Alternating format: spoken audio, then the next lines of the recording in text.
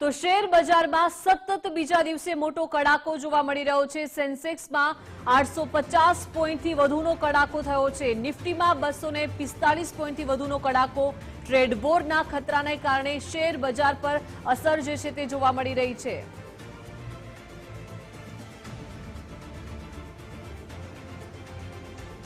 તો શેર બજારમાં છેલ્લા 2 દિવસથી મોટો કડાકો થઈ રહ્યો છે। સેન્સેક્સ 850 પોઈન્ટથી વધુનો કડાકો આજે જોવા મળી રહ્યો છે। ટ્રેડ વોરના ખતરાને કારણે શેર બજારમાં આ ઉથલપાથલ જોવા મળી રહી છે। સતત 2 દિવસથી મોટો કડાકો શેર બજારમાં જોવા મળી રહ્યો છે। નિફ્ટીમાં પણ 245 પોઈન્ટથી વધુનો કડાકો આજે જોવા મળ્યો છે। ટ્રેડ વોરના ખતરાને કારણે શેર બજાર પર તેની અસર જે છે તે વ્યાપક રીતે જોવા મળી રહી છે।